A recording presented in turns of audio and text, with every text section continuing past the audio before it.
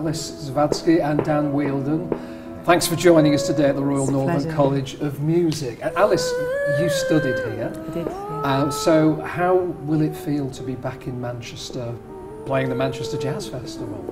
Well, I actually come back quite often to see friends and perform and stuff like that, and every time is wonderful. I feel like it was my spiritual birthplace a little bit, you know. It's just a really great scene, nice people.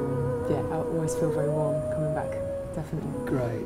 Well, coming to the two of you, because you're playing a duo together at St Anne's Church, but how did it come about that you started playing together? Well, Alice was singing in a masterclass here actually, and I came into a company. I was with Jackie Dankworth, and yeah, that was the first song we played together, and it just seemed to gel pretty well, so we sort of did a few gigs after that, didn't we? Yeah.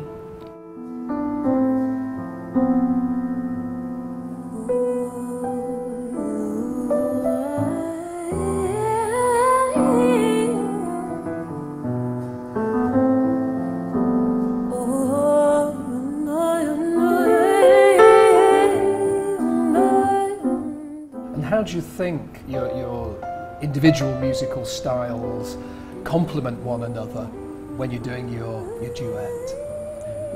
I feel like when we play together, we're kind of bringing some slightly different things to the table. You've always got something weird for us to do, and I try and bring something different as well.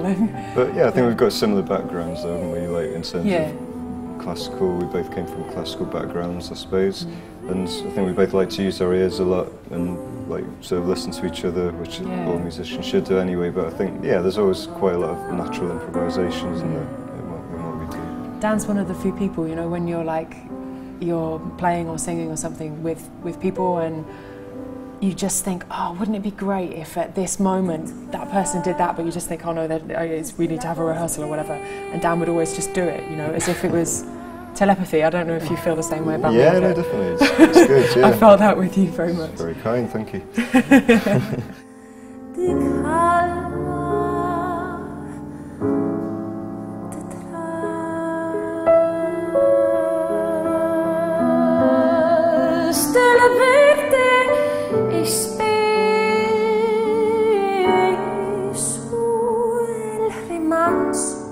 So what have you got lined up for the audience in St Anne's Church that day? We're kind of a mixture of things. We probably will have some standards as we were just rehearsing, and some originals, like we were just doing one now with mine. Some of Alice's tunes. We've got some folk tunes lined up as well, and we're from different countries. We did a Taiwanese folk song, which we did a gig in Taiwan a few years ago, and so we've kept that one. Polish, Galician as well.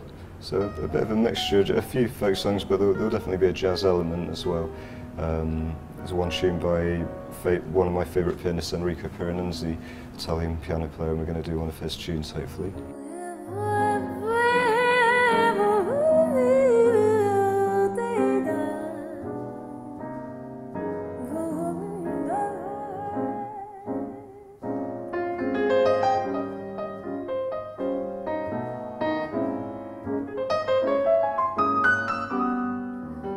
Now, I know, Dan, that you've played in a church before, but how do you think the atmosphere will be different playing in a 300-year-old church compared to a jazz venue?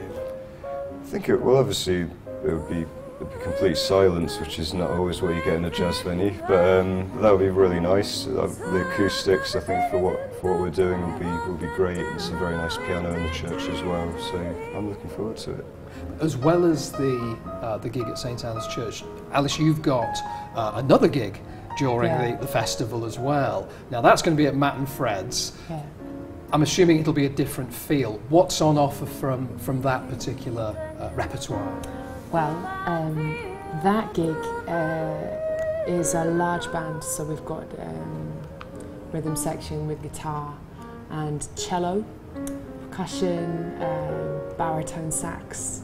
I'll be playing my violin there as well. So it's a mixture of stuff. It's a lot of music I've written. It's influenced by just music I really like. Steve Coleman, Joni Mitchell, Savina Yanatou, really nice Greek singer, just stuff like that. The trembling tree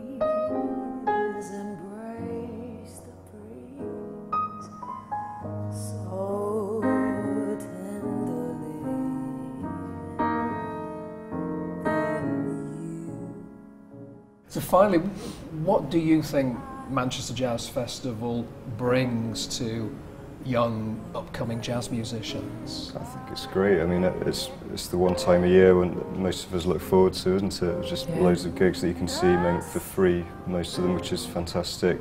I think, yeah, for young players, like, I suppose we're still pretty young, aren't we? But it's just, yeah, it's a real good chance. It's a real good opportunity to get yourself out there and do it. So it's different as well. It's like a lot of the time if you're doing gigs, I mean, this isn't specific to Manchester at all, but like, you're trying to make a living and people often feel that pressure, I think, musicians to tempo what they do in order to make an audience deem it palatable, or not even that actually, but promoters as well.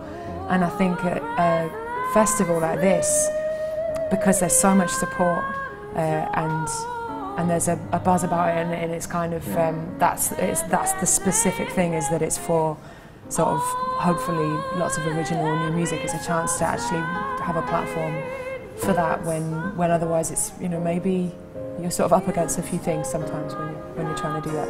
Well, we're looking forward very much to seeing you at the festival. And thank you again very much for talking to us today. It's a Thanks pleasure. very much. Thank you for having us. Thank you. Thanks.